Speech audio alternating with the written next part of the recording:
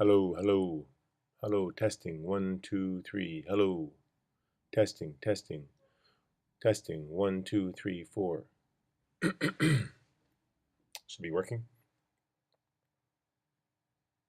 I guess it's difficult to feel accomplished when you are not accomplishing something that matters to you.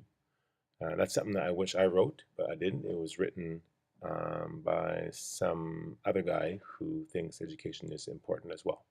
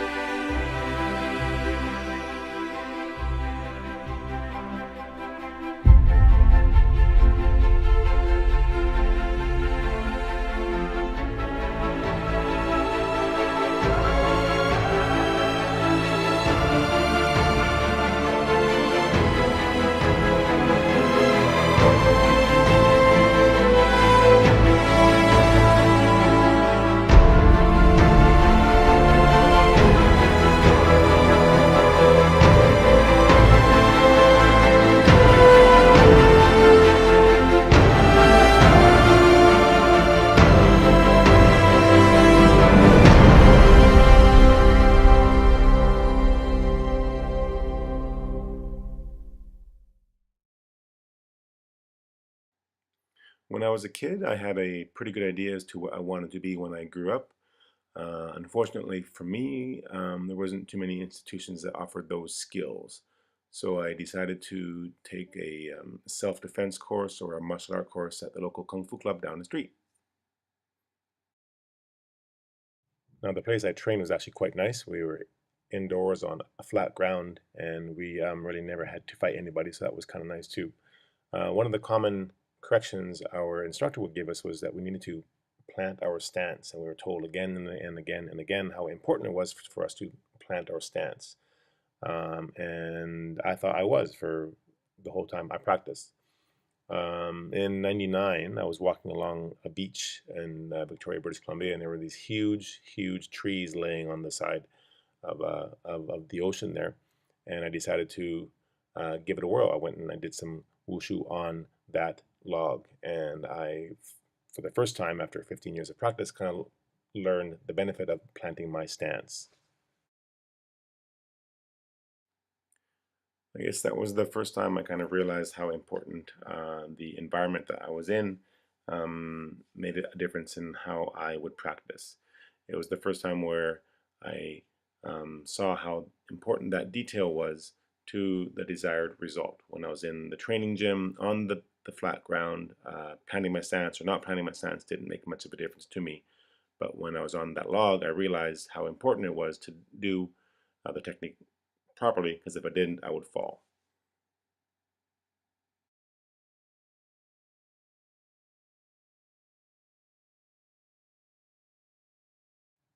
The other day, I was in the dome on morning duty, and one of the grade 2 students, Catherine Carter, challenged me to a race on the soccer field.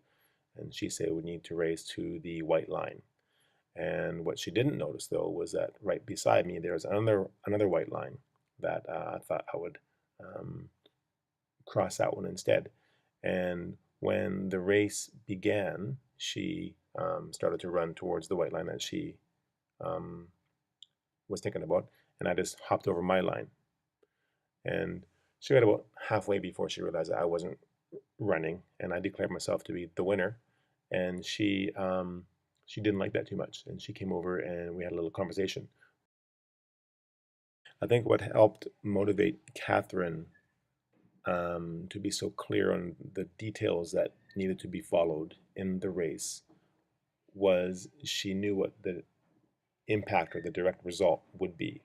if we followed them, and she knew what the direct impulse or impact or results would be if we didn't follow them.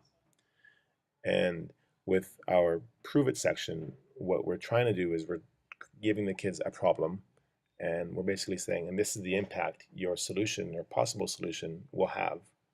And we're hoping that that um, motivates the kids in the long run to pay attention to those details.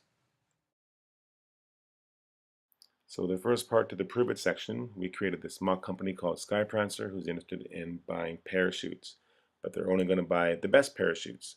So the kids are set out to build and test two types of parachutes and communicate to the company which one's the best. We've left this question purposely ambiguous by using the word best. Obviously, the word best can mean different things in different situations, and we're hoping that the kids will stumble upon that through their investigations.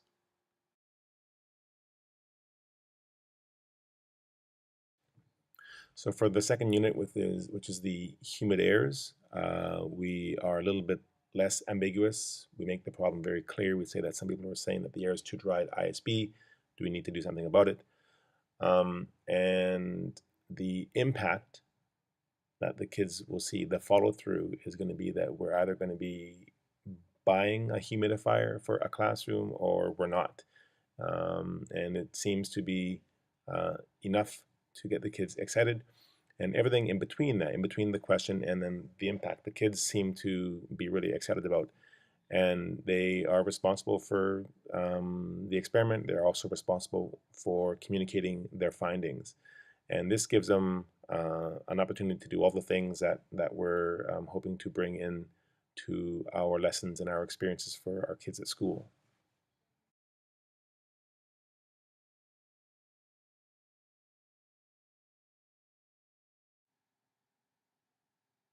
When introducing the section, in almost every class so far, there's been one or two people that have asked, is this for real?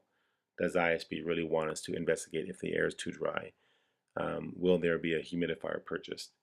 And I'm quite happy to say yes. The room that is the driest will probably get a humidifier if the results suggest that we need one. And after the kids hear that, it seems to change. Their behavior seems to change. They seem to take it a little bit more seriously. And from my point of view, that's pretty exciting.